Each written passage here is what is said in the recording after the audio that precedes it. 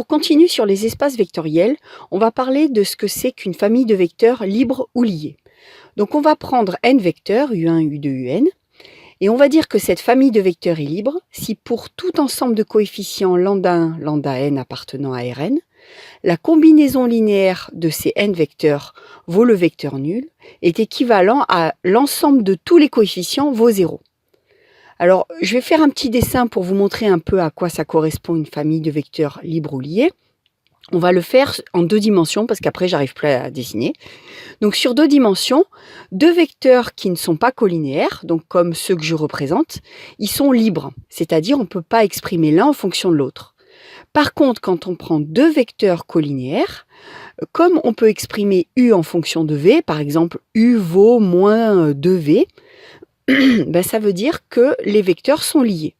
Donc c'est l'expression de ça avec des familles avec beaucoup plus de vecteurs, mais c'est cette notion-là qu'il faut comprendre.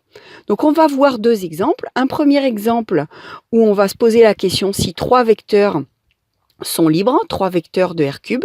Donc on va écrire leur combinaison linéaire avec 3 coefficients, lambda 1, lambda 2, lambda 3, et on va dire que cette combinaison linéaire est nulle, donc vaut 0, 0, 0.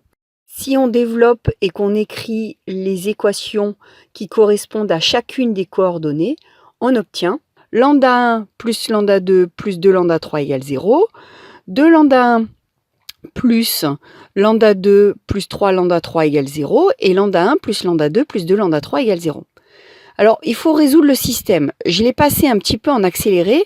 Si vous regardez bien, la première et la dernière équation sont les mêmes. Donc, en fait, ça veut dire qu'il y a une équation qui sert à rien. Et en fait, on va pouvoir exprimer, par exemple, lambda 1 et lambda 2 en fonction de lambda 3. Donc, ça veut dire qu'on a la possibilité de choisir une valeur pour lambda 3, par exemple, moins 1. Et donc, ça veut dire que les valeurs lambda 1 vaut 1, lambda 2 vaut 1, et lambda 3 vaut moins 1, eh ben, vérifie l'équation de départ, mais sans être nulle. Donc, en fait, qu'est-ce que ça veut dire? Ça veut dire que comme une fois U1 plus une fois U2 moins une fois U3 vaut le vecteur nul, ça signifie qu'en fait, U1 peut s'exprimer comme une combinaison linéaire de U2 et U3. C'est-à-dire U1 vaut moins U2 plus U3. Donc ça veut dire que le vecteur U1 peut s'exprimer en fonction des deux autres, et c'est ça une famille liée. C'est-à-dire qu'il y a au moins un vecteur qui peut s'exprimer en fonction des autres. Si on prend un autre exemple, donc ces 3 vecteurs que je viens d'écrire, on se pose la question si c'est libre. Donc pareil, on réécrit la combinaison linéaire, on dit que ça vaut 0, et on va résoudre le système. Donc on obtient lambda 1 plus lambda 2 moins lambda 3 égale 0, 2 lambda 1 moins lambda 2 plus lambda 3 égale 0, et lambda 1 plus lambda 2 plus lambda 3 égale 0.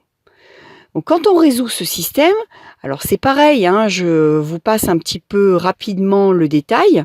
En fait, on va résoudre ce système par addition, c'est-à-dire on va numéroter chacune des lignes. On va soustraire la ligne 1 et la ligne 3. Quand on fait ça, lambda 1 et lambda 2 disparaissent et on obtient moins 2 lambda 3 égale 0, donc lambda 3 égale 0.